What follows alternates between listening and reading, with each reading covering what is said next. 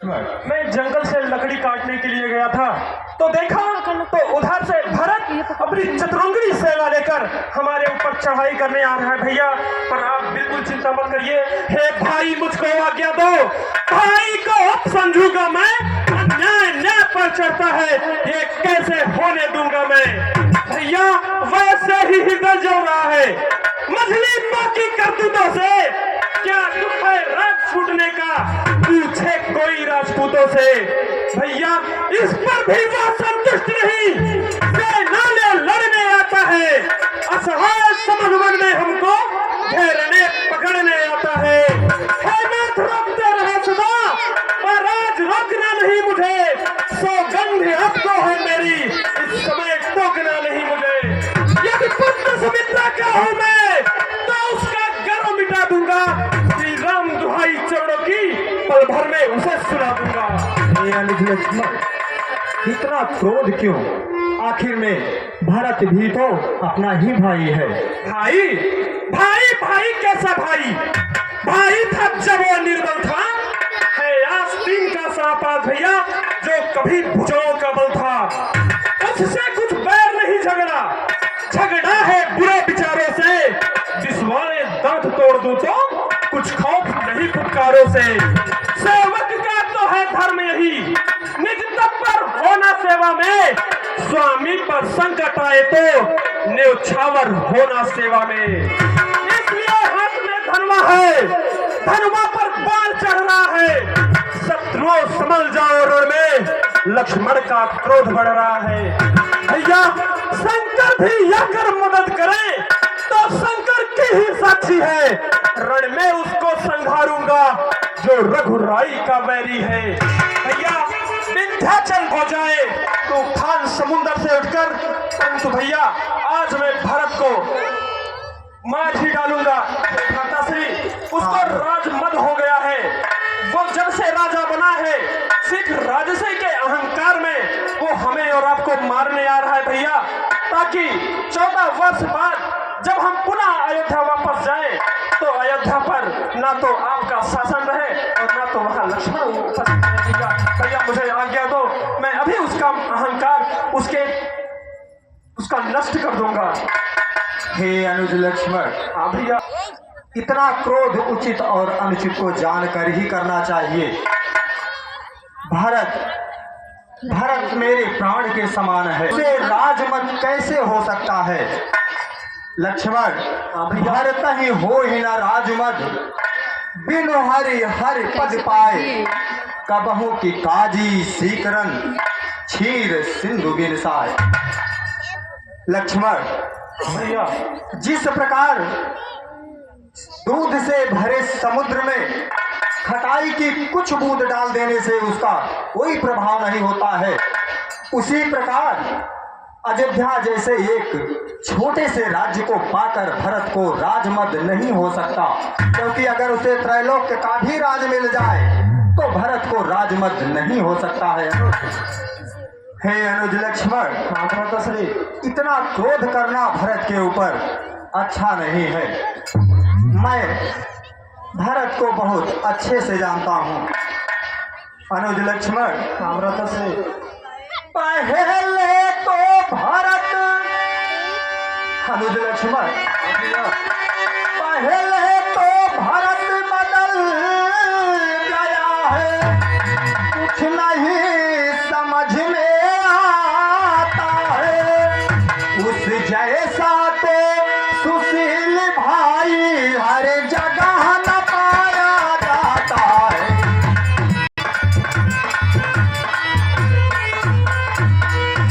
भरत जैसा भाई इस संसार में ना तो हुआ है और ना ही होगा। अनुज लक्ष्मण, फिर भी मानो वह बदल गया, चाहता निभाना मेल नहीं, तो उससे सेना से जय पाना कोई खेल नहीं।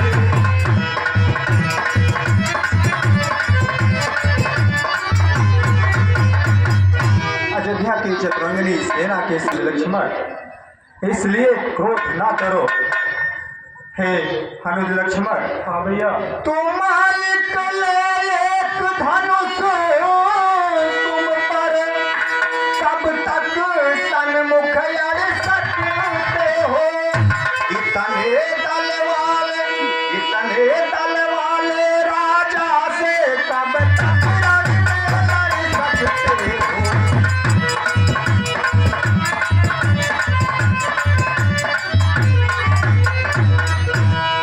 इसीलिए मैं कहता हूँ, वह मेरे प्राणों के समान है। अगर वह मेरी शरण में आ रहा है तो मैं उसका स्वागत करूंगा। ठीक है भैया। ठीक है अनुज लक्ष्मण। आ भैया रा, आ भैया रा,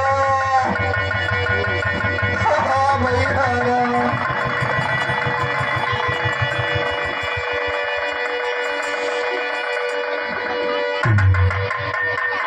हे भैया भरत। हाँ भैया राम, कहो अयोध्या में सब कुशल मंगल तो है? भैया, हम आपको अयोध्या की कुशलता के बारे में क्या बतलाएं? जिसके राजा वनों में रह रहे हो वह राज कैसे खुश हो सकता है? भैया, इधर आपका गमन हुआ और उधर पिताजी का मरण हुआ। क्या कहा भरत? पिताजी हम सबको छोड़कर चले गए। हे विधाता, तुमने यह मेरे साथ क्या किया? हे पिताश्री, हे भाई भरत, कितना अभागा बेटा हूँ कि पिताजी के अंतिम दर्शन भी मुझे नहीं हुए। मैं अपने बड़े पुत्र होने का कोई भी फर्ज नहीं अदा कर पाया। हे विधाता, तुमने हमारे साथ क्या किया? क्या किया? रघुनंदन रघुकुल भूषण रघुपति रघुनायक रघुरारे, जोड़े आरत शरणागत को नहीं बाबरे भाई।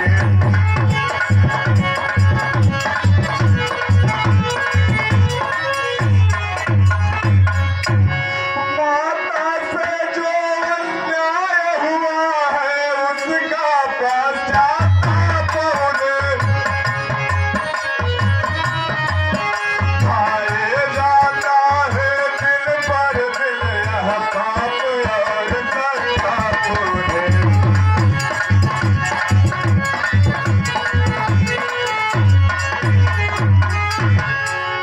भैया, फल मिला पाप का आप उन्हें देखिए नया गहुआ काला। उस पाप कालिमा के कारण मुकरे का रंग हुआ काला।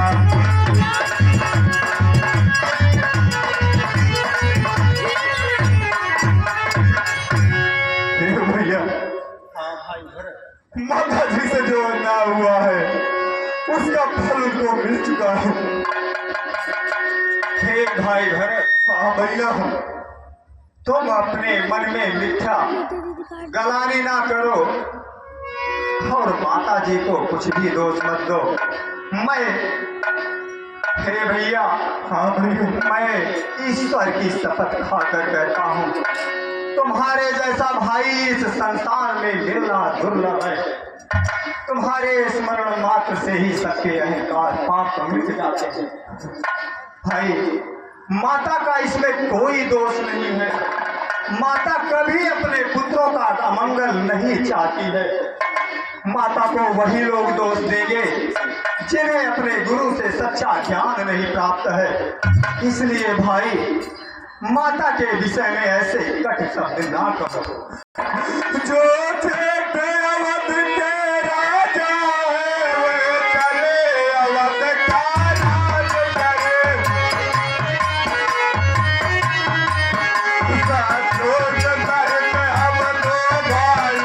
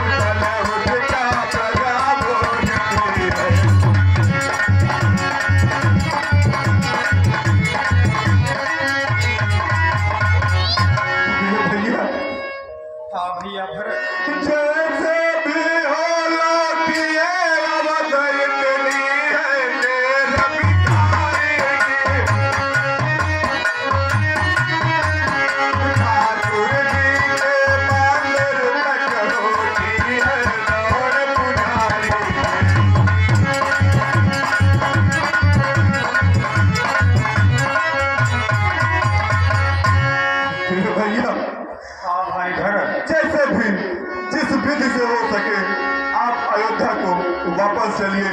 यह भिखारी आपसे सिर्फ इतनी भिक्षा मांगता है। हे भाई भरत, हाँ भैया, हो गया है, हम बहुत आगे निकल आए हैं। भाई भरत, हाँ भैया, अपने निश्चय से टलता है, उसका टलना चंचलता है, निज आत्मा की दुर्बलता है। हे भाई भरत, हाँ भैया, एक बार निश्चय कर लेने के बाद अगर कोई उस मार्ग से विचलित होता है तो वह उसकी दुर्बलता होती है। हे भैया, पितु माता की आज्ञा पालन।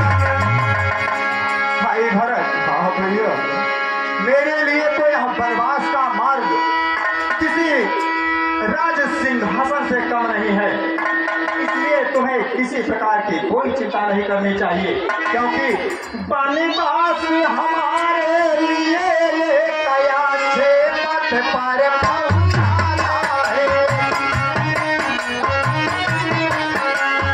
राज्य तो जैसे आए हमारे प्राण छुड़ाता है।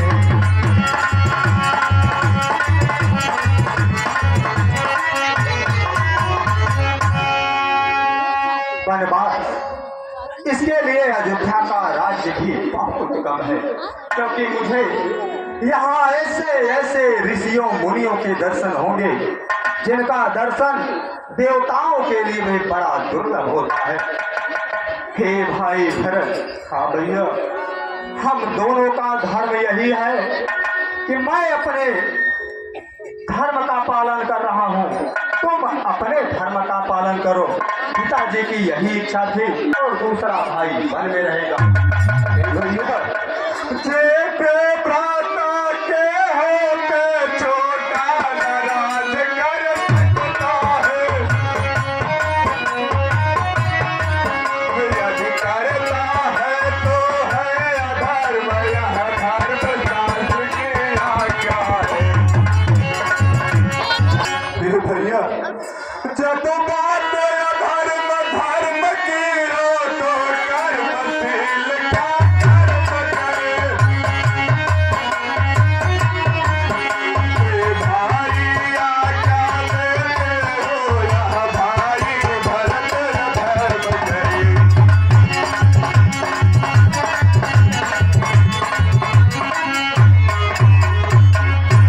ए भैया, हाँ भाई भरत, क्या आपकी यही आज्ञा है कि आपका यह भागा भाई अधर्म करे?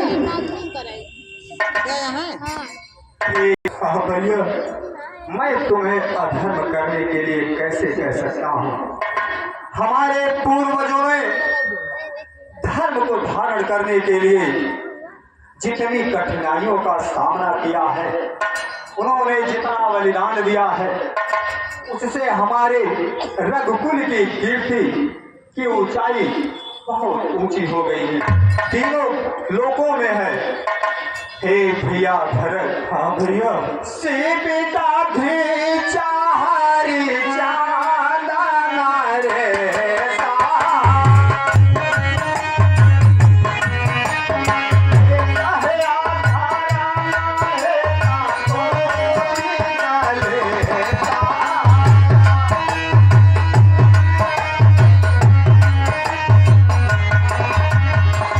राजा हरिश्चंद्र जैसे राजाओं ने धर्म को धारण करने के लिए कितनी यातनाएं सही है। भैया, रात देवा बाली भूप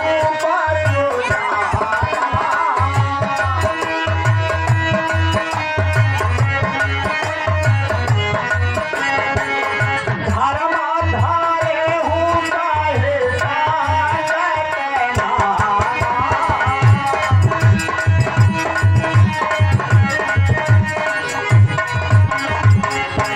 देव और बलि जैसे राजाओं ने भी कितनी कठिनाइयों का सामना किया, जानते हो क्यों? क्योंकि धर्म न दूसरा साया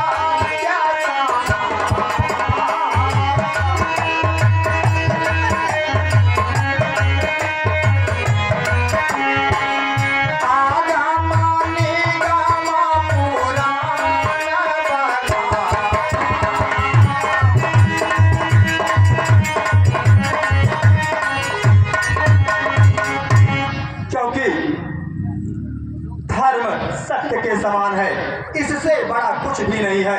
इसका वेद शास्त्र भी बखान करते हैं। हे रामो सोला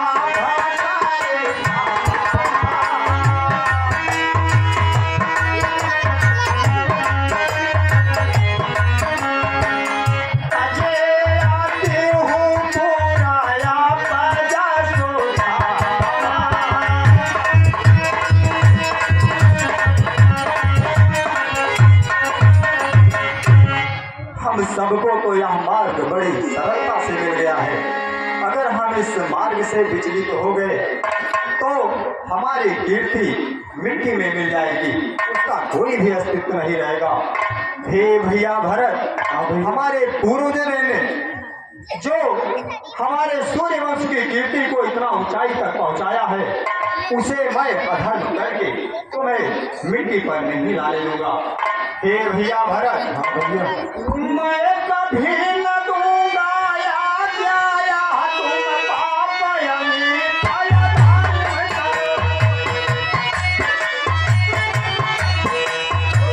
ऐसा नहीं होगा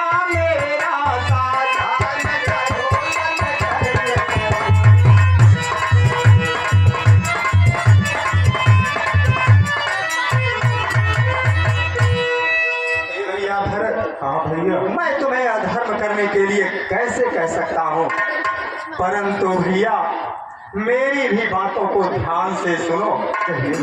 हे भैया, पितु माता की आज्ञा पालन बेटे का धर्म होता है। यदि महारानिया त्यागी जाए ता फिर धर्म कहलाता है।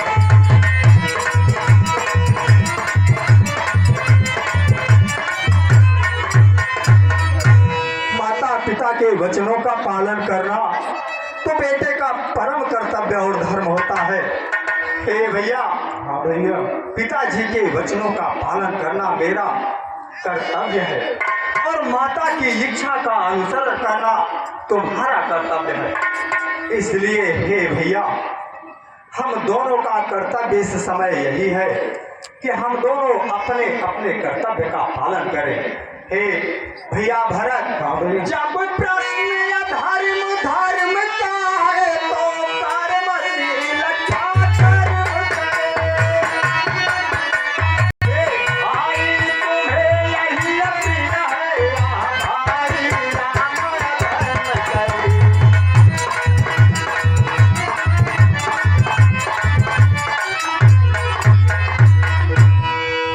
हे भैया,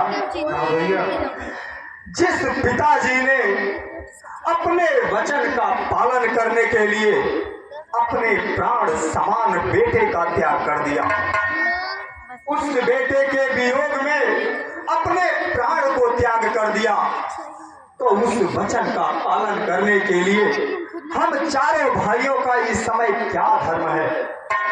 हे भैया भरत, क्या हम उस वचन का सम्मान करें या उनके मृत्यु के पश्चात उसका निरादर करके उसे झूठा प्रमाणित कर दें। भैया भरत, भैया बताओ, इस समय हम चारों भाइयों का क्या धर्म है। हे गुरुदेव,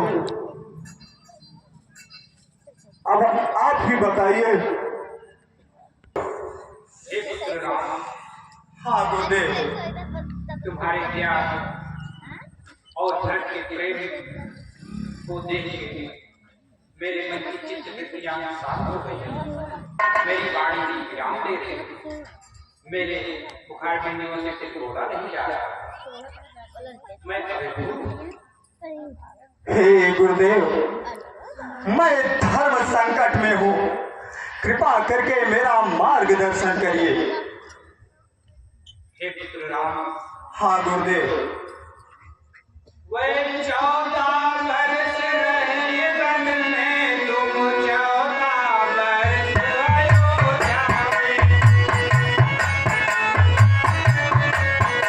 इनके प्यारे प्रतिनिधि होकर जिस समय रात की दीवार।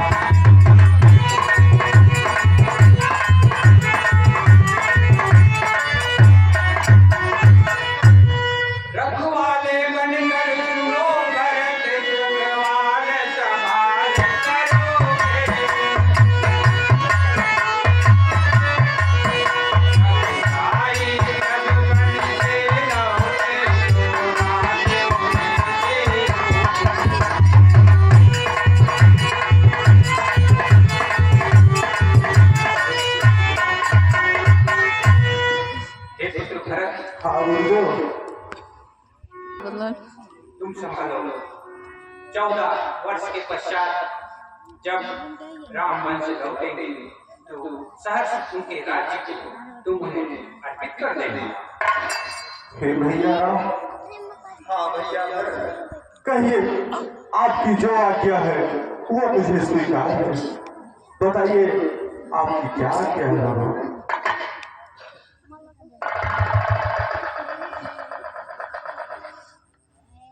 हे भाई भरत, हाँ भैया, तुम्हारे इस प्रेम के आगे आज यह राम हमेशा हमेशा के लिए झुक गया। मैं तुम्हारे प्रस्ताव को स्वीकार करता हूँ। हे भाई, हाँ भैया, मैं तुम्हारे प्रस्ताव को स्वीकार करता हूँ। अयोध्या का राज्य सिंहासन स्वीकार करता हूँ, परंतु पिताजी के वचन का पालन करके 14 वर्ष तक मैं जब तक वन में रहूंगा तब तक उस सिंहासन का देख रेख कार्य तुम्हें संभालना होगा। हे भैया भरत, हाँ भैया। मैं तुमसे विनती करता हूँ। हे भैया, मैं तो एक अवैध बालक हूँ, मैं राज कैसे संभाल पाऊंगा। भैया भरत, गुरुदेव ठात सुमन सबसे जब विचार करके अयोध्या का सिंहासन चलाओगे तो तुम्हें राजकाज में कोई समस्या नहीं आएगी। हे भैया, हाँ भैया भरत, मेरी एक विनती है आपसे। कहो भरत, तुम क्या कहना चाहते हो? हे भैया, आप मुझे अपनी यह चरण पादुका दे दीजिए। इसको मैं सिंहासन पर रखकर एक सेवक की भांति, एक संरक्षक की भांति उसका शासन करूंगा। और जब आप 14 वर्ष बाद आएंगे तो आपको आपका राज वापस दे दूंगा। किंतु मेरी एक शर्त है भैया। हे भाई भरत, हाँ भैया, कहो तुम्हारी क्या शर्त है? भैया 14 वर्ष बीतने के बाद यदि आपने एक पल भी देरी से अयोध्या आगमन किया तो आप अपने इस भाई को जिंदा नहीं पाएंगे। नहीं पगले, यह राम तुम्हें वचन देता है कि 14 वर्ष पूरा होने के बाद मैं अयोध्या आने में एक क्षण का भी समय नहीं लगाऊंगा। हे भाई भरत, हाँ भैया, अब तुम माता, गुरुदेव और यह समस्त सेना लेकर अयोध्या वापस लौट जाओ। लो मेरी चरण पादुका। प्रणाम।